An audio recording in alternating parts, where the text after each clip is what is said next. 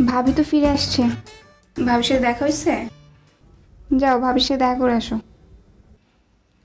খুব তো ডায়লগ বাজি করছিলাম, পাখি উড়ে গেছে, এই পাখি নীড়ে ফেরার পাখি না।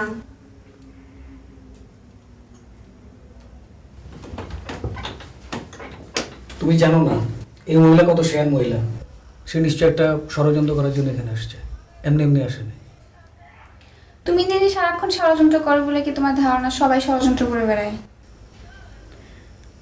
ভাবি ফিরে আসছে, কই একটু খুশি হবা না এর মধ্যে ষড়যন্ত্র খুঁজতেছো?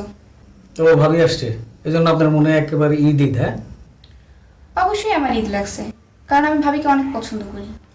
ভাবি ফিরে আসাতে আমি অনেক খুশি হয়েছি। শোনো, তুমি বিয়ের আগে কি করছো না করছো সেটা আলাদা কথা। এখন তোমার বিয়ে হয়েছে, সংসার করতেছো, ব্যবসা দেখতেছো, দুদিন পরে বাচ্চার বাপ হবা। হ্যাঁ আমি বাবা বউ কবে, কোন দিন, কোন সময়? আমি এখনের কথা বলতেছি না, 2 দিন পরে হবা না?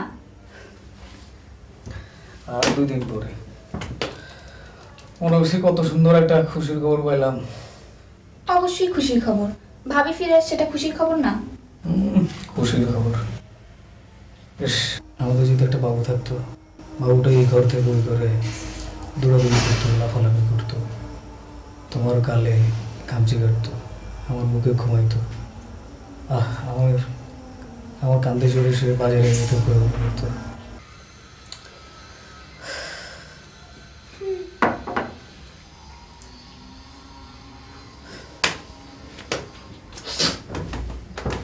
কই যাচ্ছ?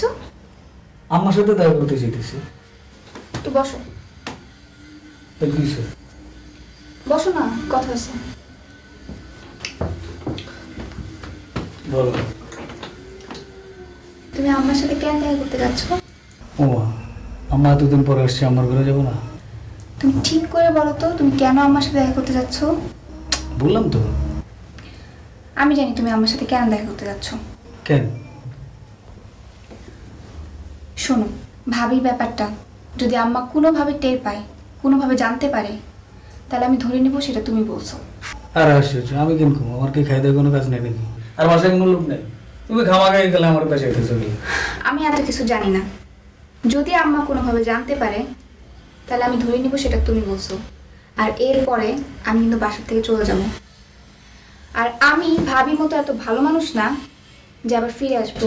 আমি যদি একবার বাপের বাড়ি যাই, তাহলে কিন্তু আমি জীবনেও ফিরে আসবো না। কথাটা মনে থাকবে? কথাটা কি মাথায় থাকবে? আম্মা কিছু জানবে? কি হলো, আম্মা জানবে কিছু? মনে থাকে জানো?